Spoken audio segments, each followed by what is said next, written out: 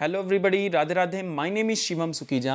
अब इस video lecture में हम डिस्कस करने जा रहे हैं एक इम्पॉर्टेंट कॉन्सेप्ट जो कि बहुत ज़्यादा इंपॉर्टेंट है from board point of view से, दैट इज़ फिनेंसिंग डिसीजन।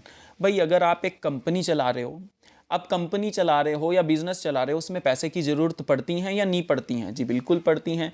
तो जब एक फिनेंशियल मैनेजर के द्वारा यही डिसीजन लिया जाता है कि भाई फंड्स कहाँ से उठाने हैं, भाई दो तरीके से आप पैसे की ज़रूरत को पूरा कर सकते हो। सोर्सेज ऑफ फिनेंस तो पड़े होंगे, या तो आप ओनर फंड्स के जरिए या फिर आप बोरोड फंड्स के जरिए। ओनर फंड का एक एग्जांपल ले लेते हैं इक्विटी शेयर्स, और बोरोड फंड का एक एग्जांपल ले लेते हैं हम डिबेंचर्स, डेप।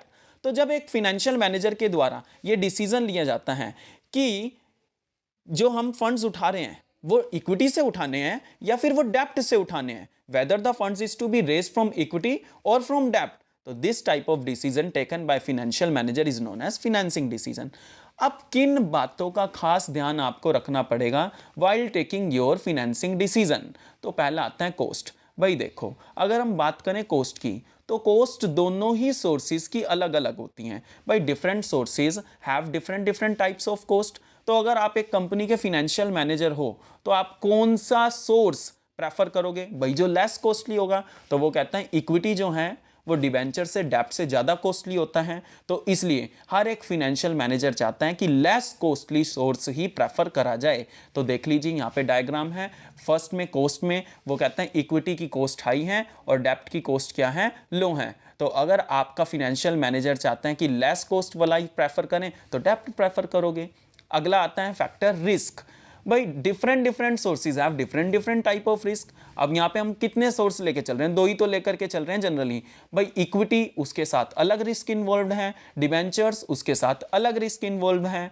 ठीक है जी। अगर इक्विटी की बात करें तो उसमें ज़्यादा रिस्क नहीं है, क्योंकि अगर उनके तो डिविडेंड की पेमेंट करनी है या नहीं करनी है वो तो कंपनी के हाथ में होता है। अगर ना भी करी तो वो बेचारे आपको कुछ कहते थोड़ी ना है। लेकिन डिबेंचर्स कहते हैं भाई हमें तो हमारा इंटरेस्ट चाहिए ही। अगर आपको लॉस भी हो रहे हैं तो हम आपके दुख के दिनों को नहीं, हमें तो हमारा इंटरेस्ट दो। तो इस पॉइंट ऑफ व्यू से डिबेंचर्स हाई रिस्की हैं। तो आपकी कंपनी हमेशा एक फाइनेंशियल मैनेजर क्या चाहेगा कि जिसमें कम रिस्क हो। तो इसलिए कम रिस्क किस में है? इक्विटी में। तो इक्विटी प्रेफर कर लेगा। डिबेंचर्स को कहेगा भाई तेरे में तो ज़्यादा रिस्क है, तो अगर आप ज़्यादा रिस्क नहीं लेना चाहते तो इक्विटी पे जाओ, क्योंकि उसमें कम रिस्क है। नेक्स्ट आता है फ्लोटेशन कॉस्ट। भाई जो कॉस्ट आपको फंड्स रेज करते वक्त उठानी पड़ती हो, झेलनी पड़ती है, उसको हम क्या कहते हैं? Flotation cost. जैसे इक्विटी शेयर्स उठाते वक्त, रेज करते वक्त इक्विटी शेयर्स से पैसा आपको कहीं अंडरराइटिंग, कहीं ब्रोकर, कहीं प्रोस्पेक्टस, कहीं एडवर्टाइजिंग, इस तरीके के खर्चे ही बड़े सारे आ जाते हैं। तो इक्विटी शेयर्स पे जो फ्लोटेशन कॉस्ट हैं वो हाई हैं, और डिबेंचर्स पे जो फ्लोटेशन कॉस्ट हैं वो नामचारे की हैं या लो ही हैं कह लीजिए। तो इसलिए अगर आपकी कंपनी फ्लोटेशन कॉस्ट को भी फैक्टर को एज अ कंसीडर करती हैं, तो इसलिए फ्लोटेशन कॉस्ट इक्विटी में हाई है और डिबेंचर में लो है। और फाइनेंशियल मैनेजर हमेशा यही चाहेगा जिसमें कॉस्ट कम लगे उसी सोर्स को प्रेफर किया जाए। नेक्स्ट आता है फैक्टर कि आपको किस सोर्स से पैसा उठाना है। तो अपनी कैश फ्लो पोजीशन पे भी एक बार नजर डाल लेनी चाहिए। अगर आपकी कैश फ्लो पोजीशन है बढ़िया, मजबूत, एकदम फुल टू फटैक, तो आप क्या करोगे? इक्विटी से पैसा लोगे या डिबेंचर से? तो भाई वो ये कहता है देखो डिबेंचर्स पे देना पड़ता है इंटरेस्ट, है ना। अब अगर कैश फ्लो पोजीशन बढ़िया है तो आप डिबेंचर्स से पैसा उठा लोगे। क्यों? क्योंकि आपको इंटरेस्ट की कोई दिक्कत ही नहीं रहेगी, आप इंटरेस्ट इजीली पे कर सकते हो क्योंकि कैश फ्लो पोजीशन मजबूत है। ठीक है जी। लेकिन अगर आपकी कैश फ्लो पोजीशन अच्छी नहीं है तो आप डिबेंचर्स पे पैसा मत उठाना। डिबेंचर्स पे आपको इंटरेस्ट पेमेंट ऑब्लिगेशंस होता है जो कि आप मीट नहीं कर पाओगे। तो इसलिए कैश फ्लो पोजीशन भी while taking your financial decision आपको ध्यान में रखना चाहिए। नेक्स्ट आता है level of fixed operating cost. Fixed operating cost जैसे कि एम्प्लॉइज की सैलरीज होगी, है ना, या फिर रेंट हो गया बिल्डिंग का या गोडाउन का।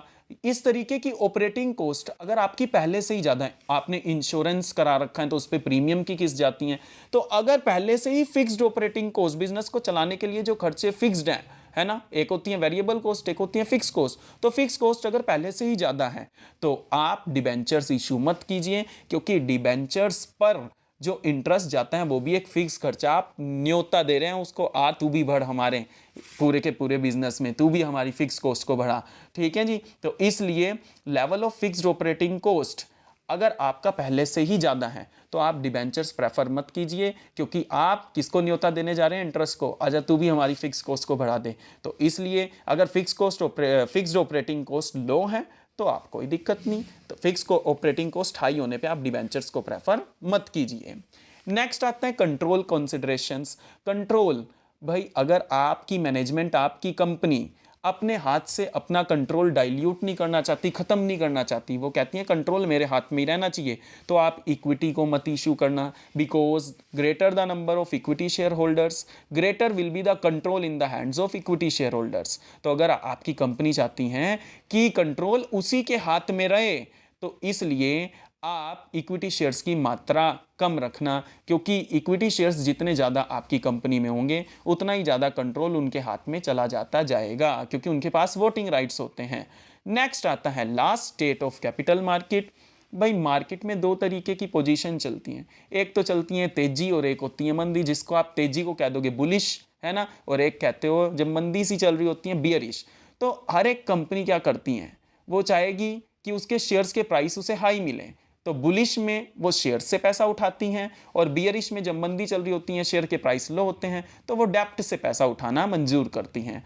तो these were the factors which we have studied in this video lecture. Hope so आपको वीडियो लेक्चर समझ आया होगा। So please share the video more and please subscribe the channel. Radhe Radhe.